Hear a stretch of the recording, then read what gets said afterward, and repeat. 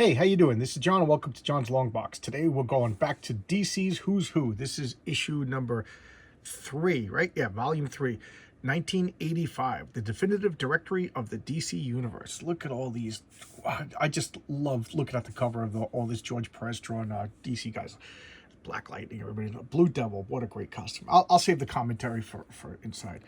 That's Brother Blood. Just checking out these. Look at all of this wonderfulness. So, yeah, Perez and Giordano. Great teaming up, if you ask me. Giordano's inks really compliment George Perez. Just great stuff, great stuff. There he is, Bouncing Boy. Bouncing Boy was one of the reasons I was avoiding DC as a kid. So here we go. Let's look at the indicia. Published monthly, copyright 1985. Yeah. It does. It just says the copyright. It doesn't actually say, but we know it's on the cover. So, also want to point out that this is better quality paper than the newsprint. So here we got Black Lightning. Okay, created by Tony Isabella. Do they say the creators? Okay, art by Jim Aparo. I love Jim Aparo. I got into Black Lightning when he was in the Batman and the Outsiders. Batman and the Outsiders was like the third DC comic I started collecting.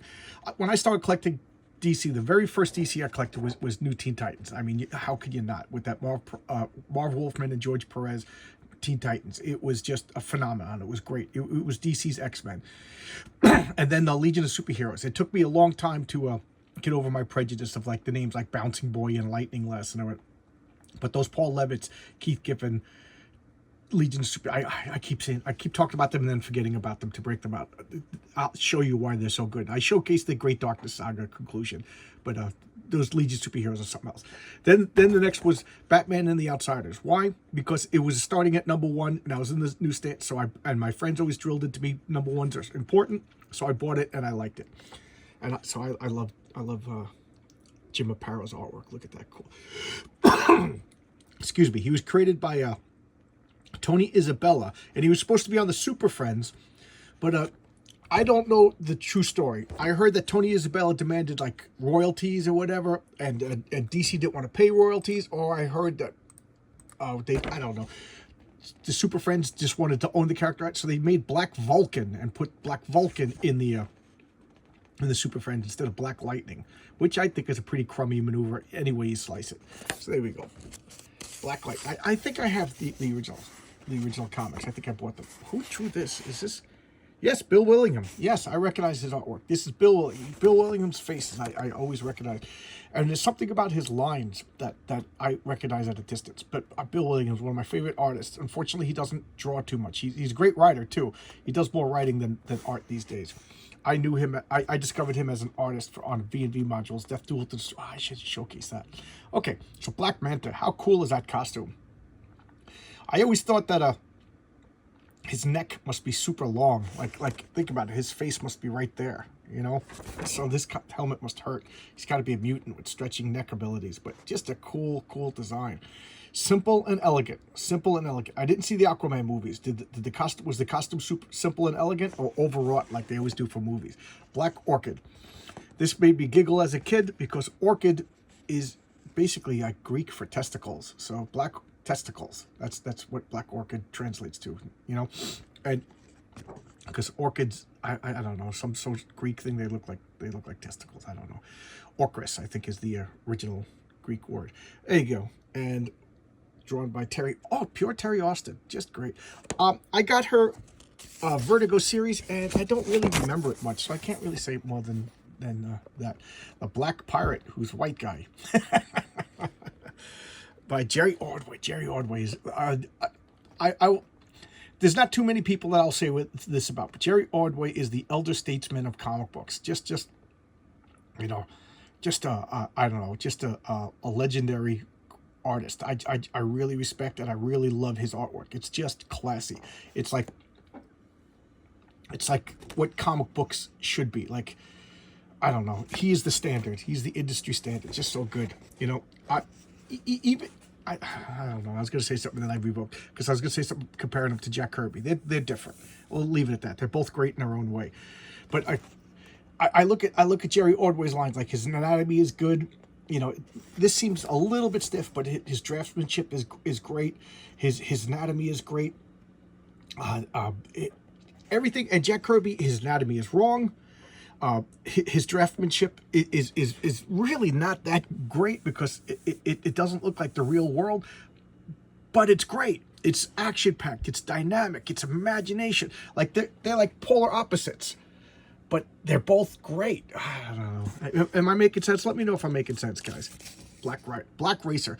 He was the. I always compared him to the Silver Surfer, Black Racer, but he was like the embodiment of death in the New Gods. Like once you saw him racing after you, you are going to die. And he's not like an evil guy. He was just like natural death coming for you. Black Rock. Who is Black Rock? I guess he fights Superman. I don't know much about him. Kurt Swan and Murphy Heads. Kurt Swan is a classic Superman artist. I got nothing to say to him. Black Spider. A Spider-Man villain, Pat Broderick. I love Pat Broderick. I talked about him a few times. I discovered Pat Broderick with the revival of Marvel Spotlight, which was continuing the canceled Marvel stories because they were already written and drawn and paid for it, so they might as well publish them, even though the comic was failing. Black Star. I know nothing about this character. Who is this? Carmine Infantino. I know nothing about that. I don't particularly like that drawing. Carmine Infantino, there are some inkers that just ruin him. There's some inkers that just elevate him. And I don't, who's the inker here? Rick Madver. I don't know that. This is not helping Carmine Infantino in the slightest. Blockbuster. This is like Marvel's version of the Hulk, I think. But I don't know much about him. I have the Nightwing series where he's like Nightwing's main villain.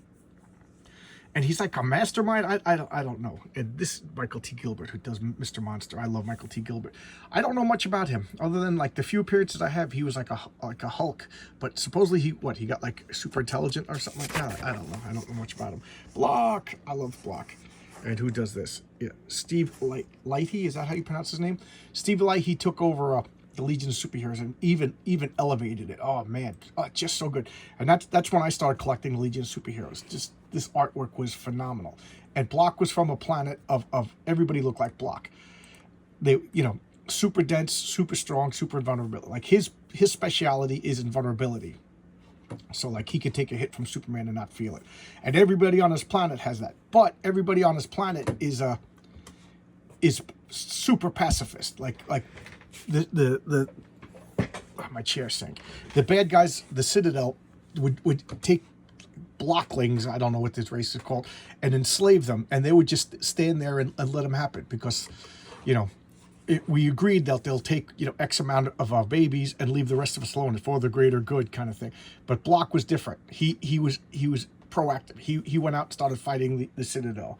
So that was a great one of the introductions of him. Like the Citadel like laughing at him. He goes, yeah, most of our people don't believe in this, blah blah blah, and they'll let you take the. He goes, not me though, I'm different, and he just rips apart the Citadel. Just a good. I don't know. I like Block. Oh, and I haven't talked about this in a while, so I guess I'll talk about it now. Well, it doesn't fit here. I was going to say that he's a Pinocchio because he lost his, but he didn't lose his. That's what he looks like. So it's totally wrong, totally inappropriate. He doesn't long to be human because he is exactly what he's supposed to be, his own people. Here we go. One of the greatest costume designs of all time, Steve Ditko. I know a lot of people. One of the guys at work is a big Jack Kirby fan, but he's not a big Steve Ditko fan. He recognizes Steve Ditko's importance, but he's just not a fan of his artwork. This is Steve Rude, so this isn't Steve Ditko. But Steve Ditko, I don't care what you say, you got to admire the guy designed some of the greatest costumes he's done. You know, look at that design. Oh my God, such great. I love Ted Kord. I showcased one of his. And speaking of great costumes, I don't know what it is, but I love this. And who's this? Dan Mishkin, right? No, Paris Collis and Jerry Martin. Dan Mishkin, I think, was the writer. I love Paris Collis to the point when Paris Collis left the Blue Devil series. I still bought it out of loyalty, but my enthusiasm was gone. Paris Collis, I don't know. He draws like almost cartoony style, almost realistic style, like a nice blend of them both, and it really, really worked. I loved it. You know, I'm now going to repeat myself, but it was a cool character, and DC kind of didn't know what to do with them. You know, he was a special effects guy, pyrotechnics guy, who made special effects for movies. He got trapped in the suit by a demon, and then like the suit became part of him, so it's like techno-organic. So he's like a blend of magic and science. And then later on, he became a full demon. I don't know, but I just like him. I just think he's a neat character. I got to see what's going on with him, but I'm kind of tired of DC. And again, simple and elegant. Look at that costume, simple and elegant. You know, if they would have put him in a DC movie, what would he have, like body armor or with like unnecessary attachments and stuff like that? Just keep it like that. I don't know why they over, like Batman's costume. To me, there hasn't been a good movie Batman costume. Like, I tolerate all the Batman costumes, but just to get a physically fit guy, put him in shape, and put a skin tight, you know, like not spandex. There's got to be a better material, and you know, it'll look great. You know, almost like a like Adam West costume. You know, to me that was closer to Batman than Tim Patterson or Christian Bale's. You know, that Batman's not supposed to be armor. He's not supposed to be Iron Man. Why am I talking about Batman? I'm talking about costumes. Great costume. What is he? He shoots like lightning blasts or whatever. Who's the artist? Paris Cole. No wonder I like it so much. Same guy who did that. All right, let's go with a Bouncing Boy. And this is Keith Giffen and Carl Kessel. Carl Kessel's a great inker.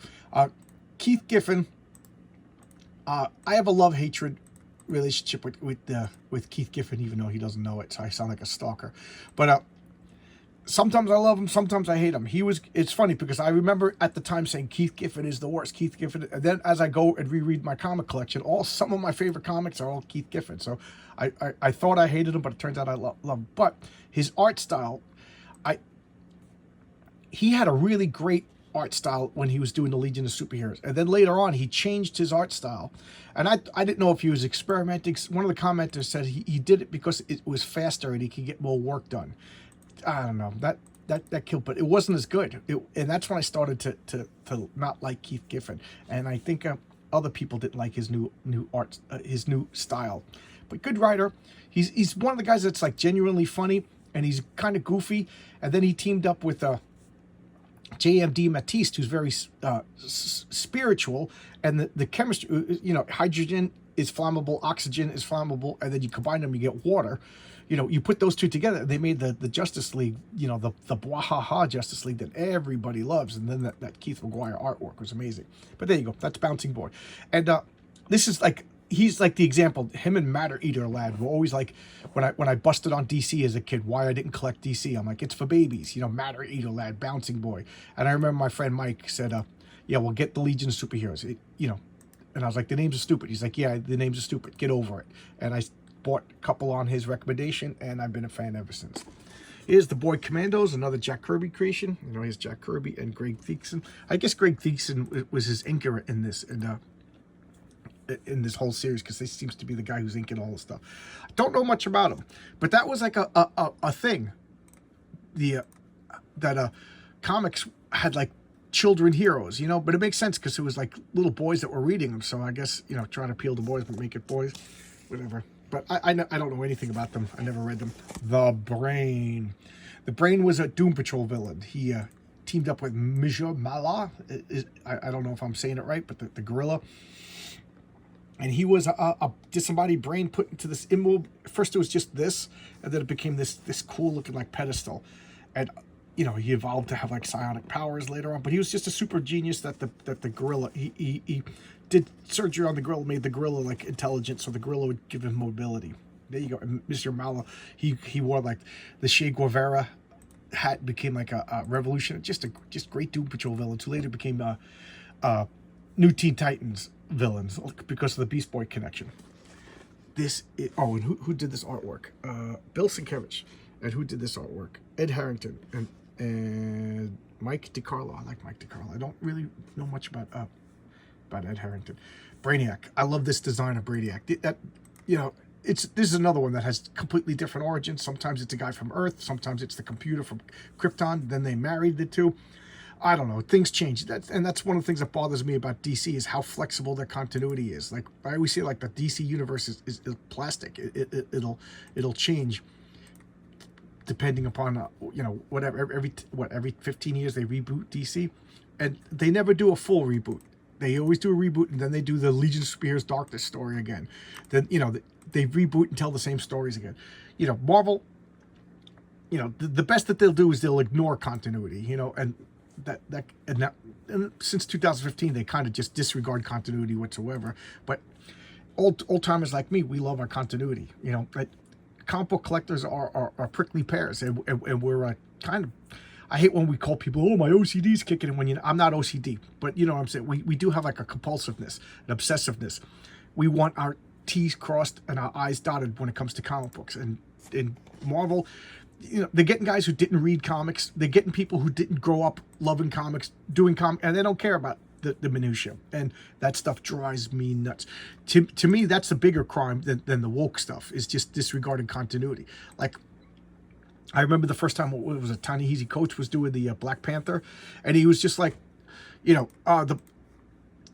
1,000 years ago, the Wakandans developed a cure for cancer, and they wouldn't share it for the rest of the world until the rest of the world became enlightened. Like, well, then you're supervillains. You know what I mean? You got the cure for cancer. Well, screw the rest of the world. You could die until you match our standards, because a magic meteorite happened to land in our borders. I don't know. And it just made me despise the Wakandans. It would be one thing, like, if because of the vibranium within their borders created problems that the rest of the world didn't have, and they had to overcome things, maybe they're 10, 15 years more ahead of us, but, we had the cure for cancer for 1,000 years, billions of people died, but we're not going to share it with you until you meet the standards. I don't know. I just hate it. Just made me think that they're bad people. Brainiac 5, the smart guy from the Legion of Superheroes. He has a crush on Supergirl. That's one thing I like about the Legion of Superheroes. Everybody's the specialist. He's the smart guy, so he's the smartest guy. Lightning Lad generates lightning so powerful it could like incinerate Superman. Mon-El is the strongest of all the Legion, if you ask me. Whatever. Like, Shadowless can generate light so dark, like, your super senses can't penetrate it. So they are a team of specialists, and they're kind of hokey, but Steve Leahy, Paul Levitz, Keith Giffen, they really took them out of that hokiness and just elevated them to a great Get guys, take my recommendation, please get collected editions or get back issues of any Legion superhero comics from the late 70s and 80s. Just so good. Brainstorm, it's just so bad it's great. Look at who drew this? Yeah, Kurt Swan and Carl Kessel, and this is Kurt Swan and Al Williamson. That is great. That is terrible, and it's great at the same time. Oh my God, I would love to do that as a Halloween costume. That is I know nothing about the character other than that is awesome. This is terrible and terrible. Like, it's not so bad, it's awesome. I don't know. I just always hated the Brainwave. It's a good name. It's a good name for a villain, but just a horrible design. I never liked it. I don't know. To me, that's like somebody who should be fighting Captain Marvel, Shazam. Joe Stanton is another one. I'd call him an elder statesman in the comic book world too, like Joe Adano. I don't know. I first got into him when I think he fought the JSA. But I started when I started collecting Infinity Incorporated, and this is his son, Brainwave Jr. And I like this costume. I think it's a cool costume. Or who drew this? Or Joe Stanton, and who drew this? Jerry Ordway. There you go, two older statesmen. And he has all the same powers, but instead of being a villain, he's a good guy. And he had a thing for Jade, and they got rid of him too quick. I started to get really interested in him in Infinity Incorporated, and then he just disappeared. I don't know why. I have no idea why. Like, Infinity Incorporated was supposed to be the children of like Golden Age JSA and a couple of villains, and they introduced him. He was one of the founding members, and then they dismissed him unceremoniously, and I liked him. I don't know why. Breathtaker. That's a great drawing. Who is that? Raphael Kanyaman. I don't know much about him, but that is a great drawing. Now I want to know about, and I don't know more about this character. It looks like he fought up Firestorm, and I have a full collection of Firestorm. I just don't remember. I can't remember everything, but that is cool. Looks like a D&D villain. The Bronze Tiger. He's supposed to be like one of the great martial artists in DC. Dennis Cowan and Frank how do you spell it? Giacoia. A longtime inker, did Marvel and DC, and Dennis Cowan. I know I knew him from beforehand, but I became a fan of his when he did the Question series with Denny O'Neil. And Denny O'Neil did a a kung fu series, like a Richard Dragon kung fu fighter, and that introduced all these martial art worlds, and it gave like a pecking order of who was the best, like Lady Shiva and Richard Dragon, and you know, some of them trained Batman or whatever. That kind of nerdy trivia, like putting stuff in numerical order and ranking stuff, is such a comic book fanboy thing, and I love it. I love that costume. I love that design. So cool. Brute. Okay, I made a mistake. Brute's people were the pacifist people and they were in the Omega Men, not Block. So there, disregard everything I said about Block. It was wrong. I got Block and Brute mixed up. Brute was the one who said they're different and smashed the Citadel Warriors. I should have realized that because the Legion didn't fight the Citadel. So yeah, I'm a jerk, and call me a jerk in the comments. You won't be wrong. Who drew this?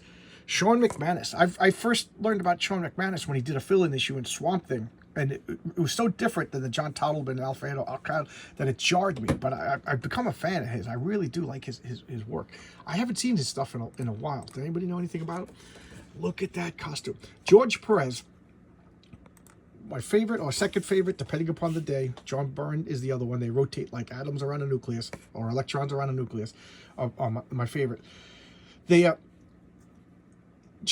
George Perez could make any costume and make it look amazing. George Perez's only flaw is his designs are usually terrible, with a few notable exceptions. I thought the original Starfire worked, and Brother Blood. This is one of his designs that just looks amazing. But like, look at stuff like Pariah and the Harbinger, and even the Monitor and Anti-Monitor. To me, they always look like sci-fi costumes rather than superhero costumes. But this is one of the few that just works.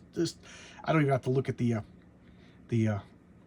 who did the art. I know that's George Perez. First, because George Perez created the character. It's just a great, it just bathes in your blood and it gets renewed and gets strong. Such a cool villain. A Brotherhood of Evil. Now, they were originally Doom Patrol villains, and they killed the original Doom Patrol, who, you know, they got better, like Monty Python. And then they plagued the new Teen Titans. Such cool. Phobia. I always liked her. That's another George Perez. You know what I see?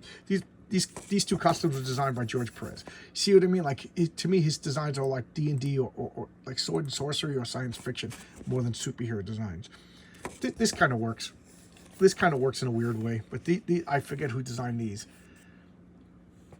It's so cool. Madame Rouge. And it's Madame Rouge, not Madame Rogue. Madame Rouge, like the Khmer Rouge. Yeah, she's a commie. Brother Power, the Geek. Who drew this? Art by Valentino and Carl Kessel.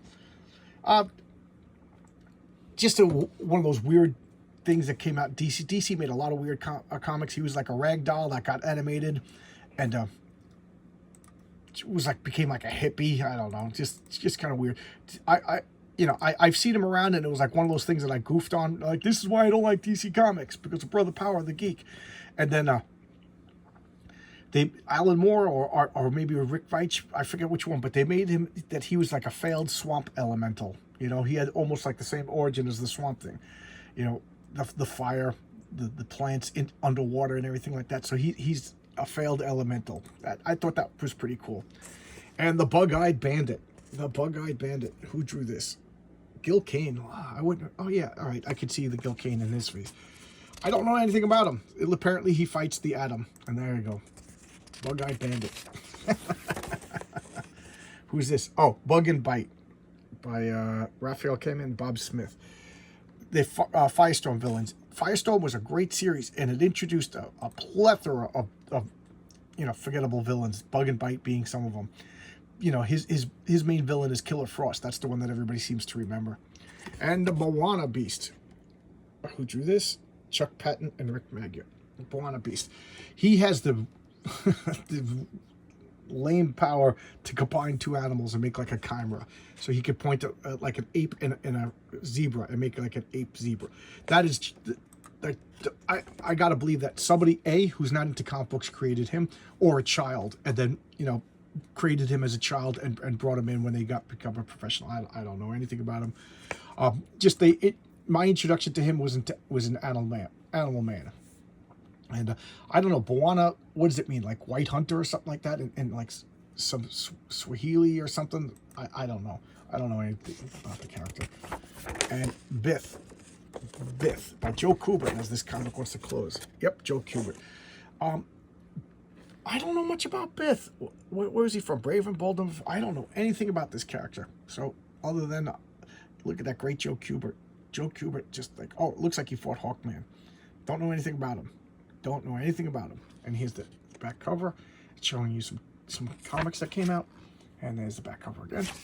And there you go. That's DC Who's Who, the 3rd issue. Sorry about the cough.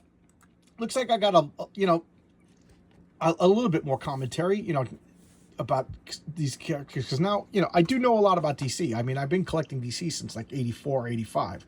So, I have a good 25 years of history of reading DC Comics. So, yeah, I think I know more than the average person, but compare it to Marvel, and I know nothing. But there you go. So, I'm back to making some commentary. I thought this was going to be a more lamer, like, I don't know anything about this guy. Don't know anything. But there you go. All right. And I'll see you tomorrow. Oh, a couple of people have been messaging me like, wow, look at that Avengers #4. That's a big comment. And thank you for that. I love the engagement. I love when people comment, and I love responding. I'm still small enough now that I respond to everybody's comment. I haven't said this in a while, and I'll say it again. I appreciate you guys. I appreciate that you take time out of your busy day to watch my videos. It's only comic books, and yet, time is valuable, and the older I get, the more valuable time is. So I appreciate that. Thank you so much. I just wanted to point out, when I first started this channel, geez, it's almost 2 years ago, I didn't know what I was doing. I had a bad mic, and I was kind of embarrassed, so I was like almost like whispering. And I figured I'd get engagement by taking out all my big guns. So I showed my Fantastic Four #1, my Uncanny X-Men #1, my Journey into Mystery 83, first appearance of Thor, my first Daredevil. I did all of those big guns right away, thinking that I would get 1 million views and everybody would be like, oh, wow, look at this. Turns out they got like 12, 6, 8, 9 views, So I was thinking, should I go back and redo my old bigger guns? Like, I didn't want to redo the same comics. So, but maybe I kind of came out of the gate a little too fast with some bigger guns. And, I don't know. Tell me what you guys want. Or should I just let you know, if you go scroll through my history, some of my earlier videos are more important key issues in comic book history, because I did them first because I was super excited about doing this stuff. So there you go. Let me know what you think. If you want me to redo some, like, whatever, some of my big key issues, I will. Whatever. You guys request what you want. All right. I'll see you tomorrow with another video. Bye-bye.